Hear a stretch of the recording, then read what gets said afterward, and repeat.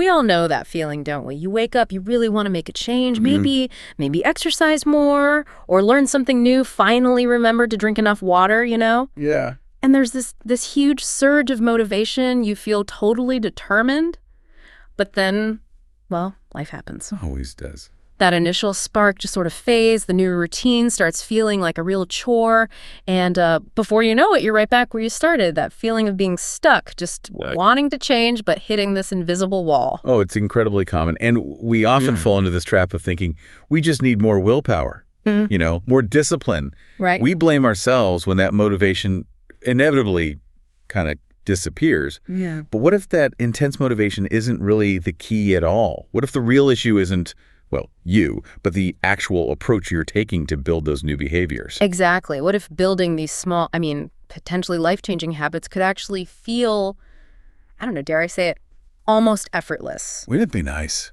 Yeah. What if the secret isn't finding more energy to start something new, but it's about leveraging the incredible power of what you already do day in and day out without even thinking about it? And that's really the core idea behind the strategy we're diving deep into today. Yeah. Habit stacking. It's simple on the surface, but it's a profoundly effective way to wire new behaviors into your brain, basically using the pathways that are already there from your existing routines. And that is our mission for this deep dive. We've pulled together, quite a range of material psychology, neuroscience research, practical guides, and even some fascinating real-world insights from online discussions.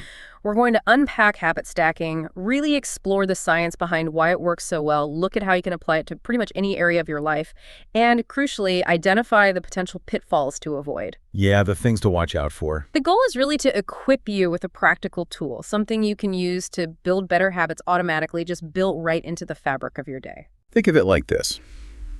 You're learning to use the momentum of your current life to propel you towards the future you actually want to build. It's not about, forcing change with sheer grit all the time. Which is exhausting. Totally exhausting. It's more about intelligently designing your environment and your routine so that the positive actions become, the default, the easy choice. Okay. But before we get right into the stacking itself, I think it's really crucial to understand the basics first, like the fundamental building blocks, what habits actually are, and maybe why changing them feels like such a battle for so many of us. Why is change so hard? That's a great question, because understanding the why really does unlock the how. At their most basic level, habits are just automatic behaviors. Right. They're actions we perform with little, sometimes no conscious thought. They get triggered by specific cues in our environment or even, our internal state. Like brushing your teeth. Exactly. Think about it. You probably don't consciously decide exactly how to brush your teeth every morning, or which specific route to take to the grocery store, or even how to tie your shoes anymore. Those actions have become, automated. And that automaticity is really powerful, isn't it? It frees up our conscious brain for the harder stuff, the more complex tasks. We kind of need habits to function efficiently. Absolutely. Habits are fundamental to just being human. They shape pretty much everything we do, our health, our fitness, our productivity, relationships, even our financial decisions. Wow, everything. But as you kind of touched on earlier, this power, it's a double-edged sword. Good habits, when you do them consistently, they lead to these incredible cumulative positive outcomes over time. Like compound interest for your life. That's a perfect way to put it.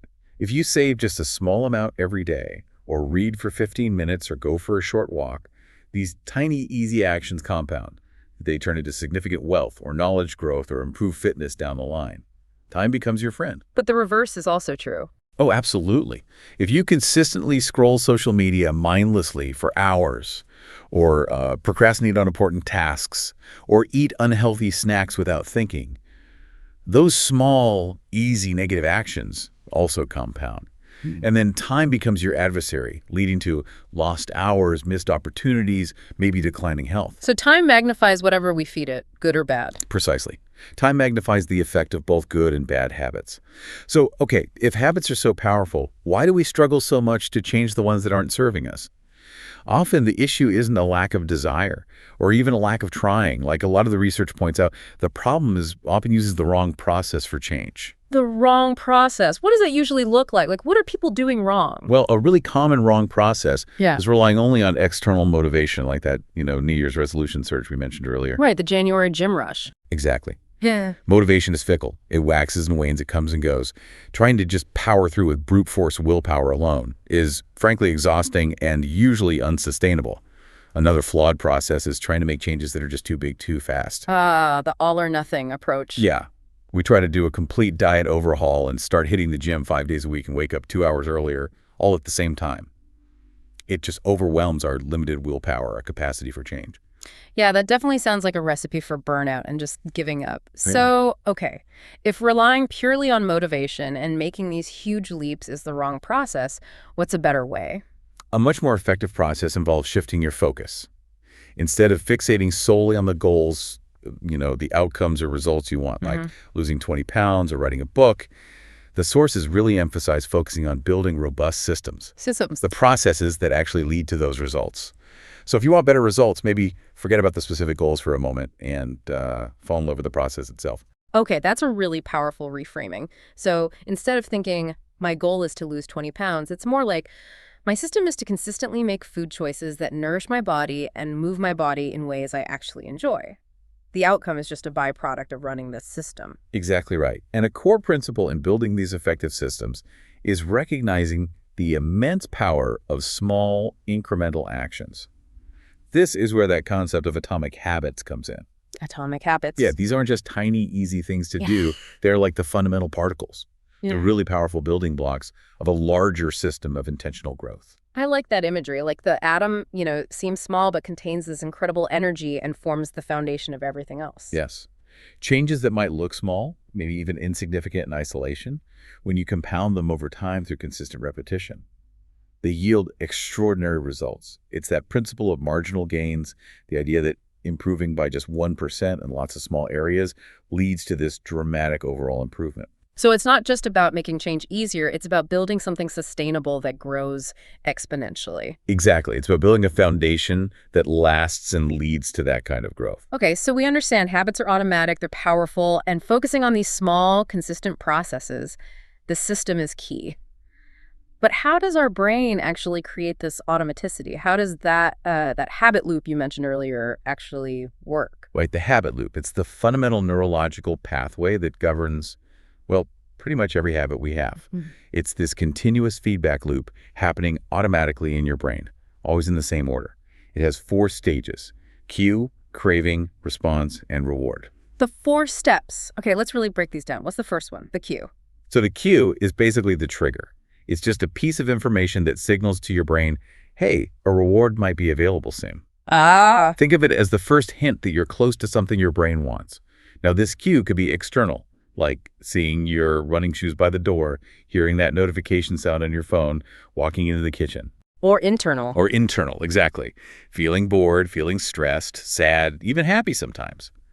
The cue doesn't cause the habit directly, but it kicks off the process by making your brain anticipate something pleasurable, or maybe anticipate release from something unpleasant. Okay, so the cue primes the brain, points it towards a potential reward. What happens next? Next comes the craving. This is the real motivational force behind the habit. And it's interesting, you're not actually craving the behavior itself, usually. You're craving the change in internal state that the reward provides. Oh, okay. Explain that. Well, you don't really crave biting your nails, right? You crave the feeling of tension release that it brings. You don't crave scrolling Instagram. You crave the distraction or the novelty it offers. I see. The craving is essentially the desire to feel different, maybe less stressed, more entertained, more energetic, more comfortable. And this craving is deeply personal. It's based on your past experiences and how you interpret the cue. The same cue might trigger totally different cravings in different people. Right. So the cue triggers the anticipation of a feeling, and the craving is the actual desire for that feeling or that state change. Then the action happens. Precisely. Yeah. That leads us to the response. This is the actual habit you perform. It could be a physical action like lacing up your shoes or opening that cookie jar. Guilty. Or it can be a mental action, like thinking a specific thought pattern or deciding to ignore something. Now, whether or not you actually perform the response depends on 2 main things. Your motivation level, which is driven by that craving, and the amount of friction or effort involved. If the action feels too difficult, too inconvenient, or requires too much willpower right then, you're much less likely to do it, even if the craving is really strong. Yeah. And obviously, your ability to actually perform the action matters too. And finally, the payoff, the reward. The reward. This is the end goal of the whole loop. Rewards serve two critical purposes. First, they satisfy the original craving. They deliver that change in state you were after. The feeling of relief, the burst of energy, the dopamine hit from a notification, the satisfaction of a clean mouth after brushing. Feels good. Yeah. And second, and this is crucial for habit formation, the reward teaches your brain which actions are worth remembering and repeating in the future. It closes the feedback loop. It basically tells your brain, hey, that worked. When you see that cue and feel that craving again, do that response. Cue, craving, response, reward. And this isn't just a one-time thing, right? It keeps going. No, not at all. It's a continuous neurological feedback loop. The reward doesn't just satisfy the craving. It also becomes associated with the original cue, strengthening that link. Cue leads to craving. Craving drives the response. Response delivers the reward. The reward satisfies the craving and reinforces the connection back to the cue. Wow. This loop runs constantly, often way below our conscious awareness. And it's the engine that builds that automaticity we talked about. If any part of this loop is weak-like, if the cue isn't obvious or the craving isn't strong, the response is too hard, or the reward isn't satisfying, then the behavior is much less likely to solidify into a real habit. So the more we repeat this loop, the faster and more automatic the whole thing becomes. Exactly. As you repeat this cycle, especially in consistent environments, the behavior becomes more and more automatic. Your brain just gets better and better at anticipating the reward from the cue, and it streamlines the whole process. Neuroscientists talk about the basal ganglia, which is a part of the brain involved in reward and motor control, as being really key in automating these actions. As habits become automatic, control shifts away from the prefrontal cortex, that's the part responsible for conscious decision-making and willpower. So that's why it feels effortless. That's exactly why highly automated habits feel effortless. Your conscious mind just isn't heavily involved anymore. It's almost like the brain builds a dedicated express lane just for that particular sequence of actions. That's a fantastic analogy. And underlying all this is a biological process called synaptic pruning. Imagine your brain is like a landscape full of potential pathways. Okay. As you repeatedly perform a habit, the neural connections for that habit get stronger, more efficient. The pathway gets wider, smoother, like a well-used road. Meanwhile, the connections you don't use frequently tend to get pruned away, making the brain more efficient overall, but also reinforcing the dominance of those well-trodden habit pathways. So the brain literally rewires itself based on what we choose to do repeatedly. That's kind of mind-blowing. It really is. And that brings us back to something you mentioned earlier, identity-based habits. How does this deep biological wiring connect to who we believe we are, our identity? Oh, it's profoundly connected. Probably the most powerful and sustainable way to change your habits isn't just about getting a specific outcome or even just performing a process. It's about changing your identity. Your identity. Yeah. Think about it this way. Every action you take is like a vote for the type of person you want to become. A vote? How do you mean? Well, if you go for a run, even a short one, you're casting a vote for being a runner. If you write just one sentence, you're casting a vote for being a writer. If you choose a healthy meal, you're casting a vote for being a healthy person. Okay. Little votes adding up. Exactly. Over time, these individual votes accumulate, and they start to reinforce a belief about yourself. You begin to internalize that identity. I'm a runner, I am a writer, I am a healthy eater. So instead of just saying, I want to run a marathon, which is the outcome, or I will run for 30 minutes today, the process, it's more like framing it as I'm becoming the kind of person who was. Precisely. The change feels less like something you have to do to reach a goal, and more like something you just do because it aligns with who you are or who you are becoming. There are these three layers of change. Outcomes, what you get, process is what you do, and identity, what you believe. Focusing on identity is the deepest layer. And when your habits align with that desired identity, change becomes so much more sustainable and natural. You're not fighting against yourself anymore. You're sort of embodying your desired future self right now through your actions. That shift from just doing to being, that feels really significant. It's a powerful way to think about it. Okay, so we have the science of habits, the loop, the automaticity, the identity connection. how do we aptly apply all this understanding to build new habits deliberately? How does habit stacking fit into this picture? Okay, this brings us to a really practical framework for designing habits. Hmm. One popular approach, based on all these principles, outlines what are called the 4 laws of behavior change to create good habits. Make it obvious, make it attractive, make it easy, and make it satisfying. The 4 laws. Okay. And habit stacking is a strategy that falls primarily under that first law, make it obvious. Make it obvious, Wow. right. Because if the cue is the trigger, then making the cue super obvious makes the habit much more likely to happen. Makes sense. Exactly right. Habit stacking works by strategically using a current habit, one you already perform reliably every single day, as the cue for the new habit you want to build. Ah, using what's already there. Yes. Instead of relying on maybe a specific time or place as your trigger, which can be pretty inconsistent, right? Like a workout after work, Yeah. which might mean 5 p.m. one day, 6 p.m. the next, or maybe never, depending on how the day went. Yeah, that's unreliable. Very. Instead, you use the completion of something you already do automatically as your immediate, undeniable trigger. So the end of an old reliable habit becomes the beginning signal for a new one. That's exactly. It's actually a specific form of what psychologists call an implementation intention. That's basically just a plan that states when and where you'll perform a specific behavior. The standard format is when situation I will respond. Oh. Habit stacking just makes the situation part very specific. It's the completion of an existing habit. B.J. Fogg, who's another prominent habit researcher, he calls this concept anchoring. The existing habit acts like a stable anchor for the new behavior you want to add. Okay, I'm ready for the formula. Yeah. How do you actually phrase this to make it, actionable? The basic habit stacking formula is wonderfully simple, really. It's Yeah. just before current habit, I will new habit. After I brush my teeth in the morning, I will. Do 5 squats. Perfect. Uh, Or before I open my laptop for work, I will write down my top 3 priorities for the day. right. The genius of it is that you're using the momentum and the already established neural pathway of that current habit, something you're doing on autopilot anyway, to kind of pull the new, less established habit along with it. The cue is built in, it's automatic, and it happens every day. That is incredibly smart. You're not fighting your brain. You're actually working with its existing architecture. Okay, let's get practical. The sources we looked at had, a ton of examples. How can listeners start applying this in different areas of their lives? Oh, the applications are truly limitless. It spans health, productivity, mental well-being, relationships, finances, you name it. Let's start with some really simple pairings just to illustrate the core concept. Yeah, like the classic ones people mention. Exactly. Like after pouring your morning coffee, meditate for 1 minute. Coffee is such a consistent habit for so many people, it makes it a really strong cue. Mm-hmm. Or after taking off your work shoes, immediately change into workout clothes. That removes a barrier, sets the stage for exercise later. Simple but effective. Right. Before eating dinner, say one thing you're grateful for. A simple way to build a daily gratitude practice. After getting into bed, kiss your partner.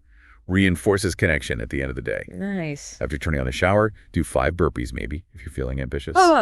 Maybe start with one. Good point. Start small. After laying in bed at night, think of one positive thing that happened today. After getting in the car, take 3 deep breaths before starting the engine. I can really feel how these little additions, when you stack them like that, could make a huge difference over time. It's that 1% improvement idea again. It is. After brushing teeth in the morning, take your vitamins. Simple, makes remembering so much easier. Oh, here's a good one. When the phone rings, take 1 deep breath and smile before answering. That's great for adding a bit of mindfulness to what can be a stress trigger. That's a fantastic one. Or when leaving a public place, check the table and chairs for forgotten items, stacking a quick scan onto the act of leaving. Yeah, I need that one. Me too. And you don't have to stop at just one stack. You can actually chain habits together.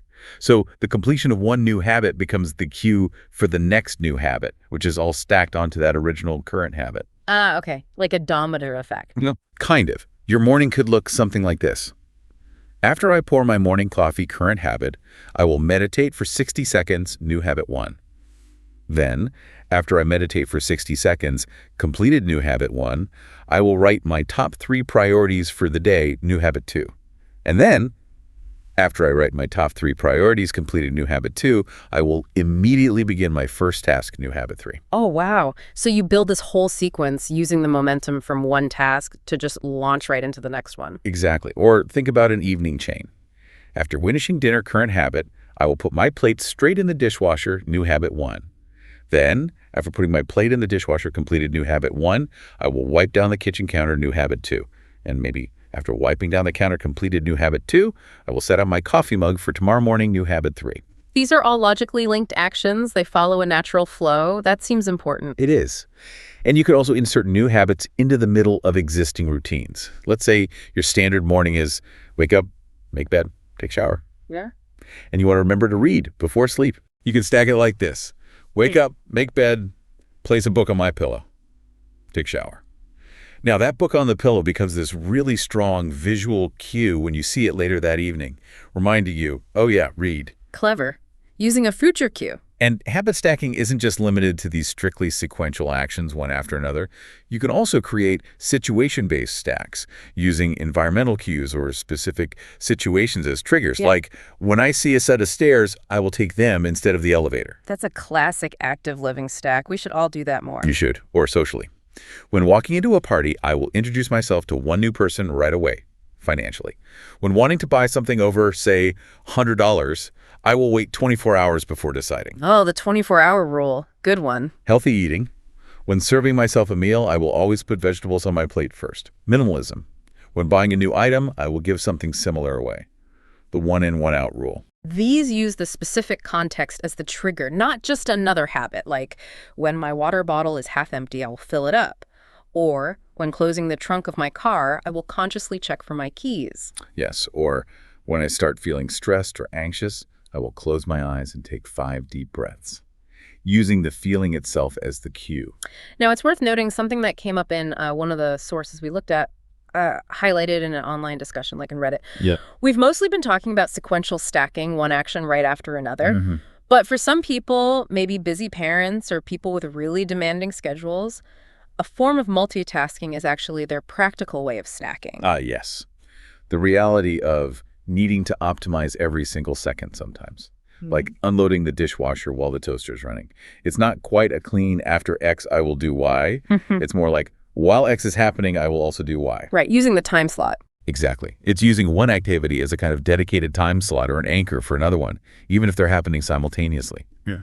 Other examples from those discussions included things like oil pulling while packing lunch. Okay. Stretching, or doing simple exercises while watching TV, or even role-playing with kids, using a hand massager or resistance bands while stuck as a passenger in traffic, taking your supplements while the kettle boils, or even using whitening strips or eating a piece of fruit while you're out for a walk. Right.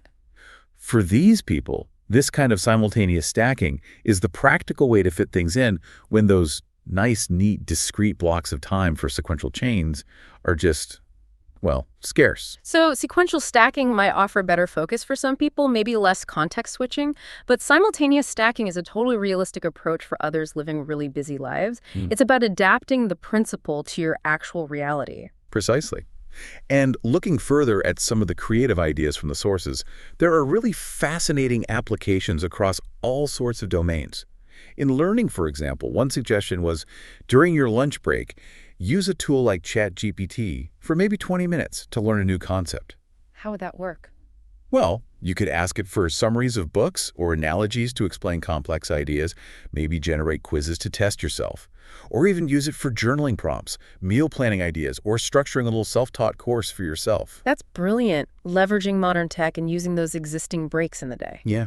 For exercise and movement, beyond the shower burpees. Which I'm still thinking about. There are suggestions like jogging or walking in place while the microwave runs, doing squats, or maybe organizing the silverware drawer while you load the dishwasher, incorporating stretching or toning exercises during TV commercials, or even wall push-ups or squats while you brush your teeth. Squats while loading the dishwasher, that sounds like some serious efficiency. And brushing teeth is definitely a super consistent daily cue you could use for some quick wall exercises. Definitely. And mindfulness and mental well-being can also be easily stacked in. Things like mindfulness meditation while doing mundane tasks like washing dishes, consciously smiling right after getting out of bed, taking those deep breaths before answering the phone or getting in the car, or that simple act of thinking of one positive thing just before you fall asleep. These really integrate those mental practices into the existing flow of the day, don't they? It makes them feel less like an extra task you have to schedule. Exactly. Productivity stacks could include listening to audiobooks or podcasts while you're cooking, cleaning, driving, meal prepping, Hmm. deleting emails or messages while you're waiting for the bus, or tidying the kitchen while you cook. That's a simultaneous stack Hmm. for connecting with others. Hmm. Maybe calling friends or family while you're commuting or doing chores, or sending voice messages while you're out for a walk. Leveraging that dead time seems like a huge win with stacking. And using technology like fitness wearables for feedback or using a Kindle while you're on a treadmill.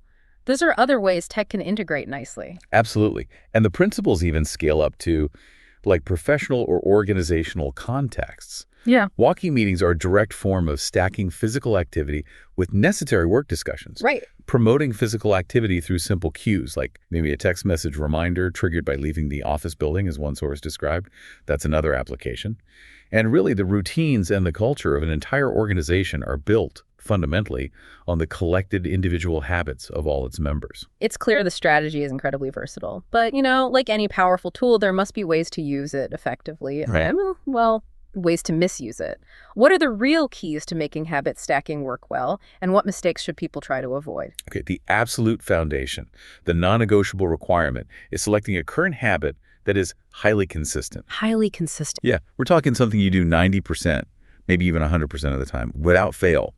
If your base habit, your anchor, is inconsistent, something you only do sometimes, or only when you feel like it, then the new habit you try to stack onto it just won't happen reliably either. It can't. That makes total sense. If your anchor habit isn't stable, the new habit you're trying to tie to it is just going to drift away. No anchor. Precisely. One source highlighted this perfectly by comparing stacking meditation onto working out versus stacking it onto drinking coffee. Okay. If your workout schedule is kind of hit or miss, trying to add meditation there is like building on shaky ground.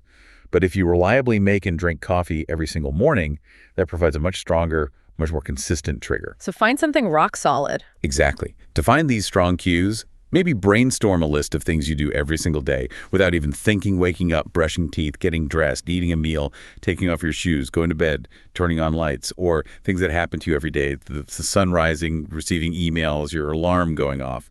And make sure the cue is specific and immediately actionable, like after I close my lunch bag, not something vague like when I feel like it after lunch. Okay, so mistake number 1 is building on an unstable foundation, choosing an inconsistent base habit.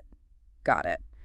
What's the second common pitfall? Mistake number 2, and this one is maybe a bit more subtle, but it can be just as detrimental, is creating what you might call nonsense pairings. Nonsense pairing. Yeah, habits that you stack together should ideally have some logical connection in your brain. This could be related to their energy level, their theme, or their location. Okay, give me an example of a nonsense pairing. Well, the source used the example of brushing your teeth and then immediately trying to do a push-up on the floor.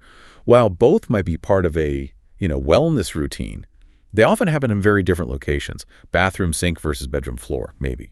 And they have different immediate energy shifts. Trying to stack them requires your brain to make this kind of disjointed switch. Right. Similarly, stacking quietly sipping coffee on the couch with immediately launching into intense physical exercise can be an energy mismatch that just feels jarring. So you don't want your brain or your body to have to sort of bebop randomly around the house or switch energy levels abruptly from 0 to 60. Exactly. The flow really matters. Yeah. Contrast that coffee and exercise mismatch with a more flowing sequence. After I drink my coffee, I will put my cup in the sink. Okay, you're already up. Slight movement. Then, after putting my cup in the sink, I will put on my workout clothes. Logical location change, preparing for activity. Then, after putting on workout clothes, I will start my workout. See how that flows? Yeah, that feels much smoother. Seamless transition, energy level increases gradually. It connects actions logically by location and energy, minimizes that friction. That's the idea. Minimize the friction. Okay, so the flow and the logical connection are really key. So just to recap effective stacking, consistent base habit, consider the energy level required, and consider the location or theme. Precisely. Those are the core principles for choosing your stack wisely. Beyond that, you also really want to consider making the new habit as easy as possible, especially when you're just starting out. Remember that make it easy law. Right. Reduce the friction. Reduce the friction. If you're stacking meditation after coffee, maybe start with just 30 seconds. If you're stacking those push-ups after brushing teeth, maybe start with just one push-up against the wall. Make it so easy, you literally can't say no. Making it easy helps get the loop running, build that initial consistency before you scale up. What about timing? Do you need to set a specific timeline for this? Giving yourself a timeline isn't strictly necessary for the habit itself to form, but one source did suggest that setting a time frame, like maybe committing to a specific stack for 1 month, can add a little motivational boost, Yeah. and it gives you a clear point to review your progress. Right. It gives a kind of finite feel to that initial effort, which can help. Yeah, that adds a layer of accountability, maybe, and a benchmark to check in. Okay, are there any other potential downsides or challenges people should be aware of when they're trying to use this? Yes, definitely.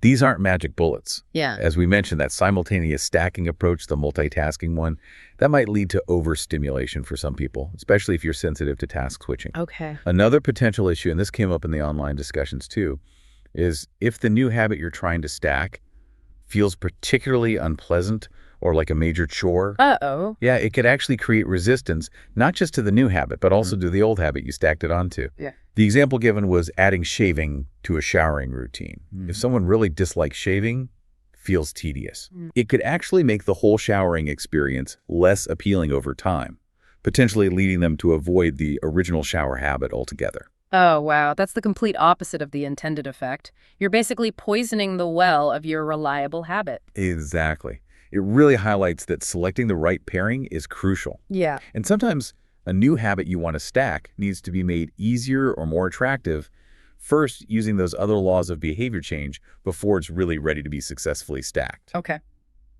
Habit formation is a process, you know. It requires patience, persistence, and often quite a bit of experimentation and tailoring to find what truly works best for your unique context and personality. What works for one person, or even for you in one situation, might not work in another. So it's a powerful tool, but it really requires thoughtful application and a willingness to adjust if it's not working. Exactly. And it's also important to remember that habit stacking is just one piece of the puzzle. It primarily addresses that make it obvious law. Right, the first law. To make a stacked habit truly stick and to integrate it into your identity, you also need to consider the other laws. Make it attractive, associated with something positive, make the craving stronger, make it easy, reduce friction, start super small, and make it satisfying. Ensure there's some kind of immediate reward or sense of accomplishment, however small. So they all work together. They all work together. When you combine habit stacking with these other principles, you create this really powerful system that makes good habits feel almost inevitable. And conversely, it makes breaking bad habits much easier by making them invisible, unattractive, difficult, and unsatisfying. It's really about aligning your entire environment and your daily routine with the person you want to become. Precisely. It allows you to build the process, the system, that will naturally lead to the outcomes you desire, reinforcing that desired identity with every single repetition. So, okay, let's wrap this up. What does all of this mean for you, the person listening right now? Well, it means you have a practical, scientifically grounded method to leverage the powerful automatic routines you already have going on. Habit stacking kind of bypasses the need for constant willpower, reduces that decision fatigue that so often derails our attempts at change. Yeah. It's not about magically finding more time or energy out of thin air.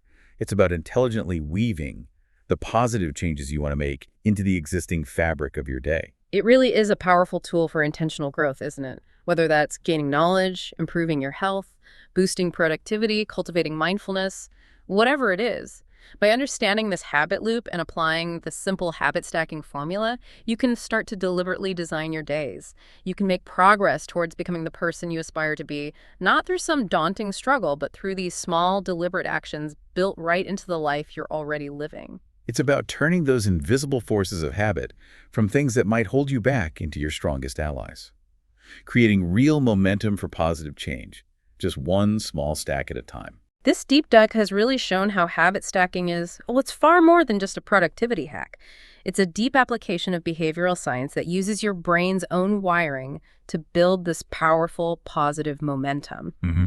It's about recognizing the incredible power hidden in those tiny, seemingly insignificant daily actions and deliberately linking them together to create these remarkable cumulative results over time. It's about building a robust system for your own growth, starting with those atomic habits. So here's a final thought for you to take away. Think about this for a moment. Consider just one small thing you've genuinely wanted to do every single day. Maybe it's reading just one page of a book, maybe taking a single deep breath to pause during a busy moment, perhaps sending one kind text message, or drinking one full glass of water first thing, just one small thing. Hmm. Now, identify one habit you already perform, like 100% reliably every single day without even having to think about it. Brushing teeth, making coffee, getting dressed. Find that solid anchor. Find that solid anchor. How could you stack that new tiny habit onto your existing one starting right now, maybe even in the next 5 minutes? And then think, what ripple effect could that single, small, stacked habit potentially have on your life over the next year?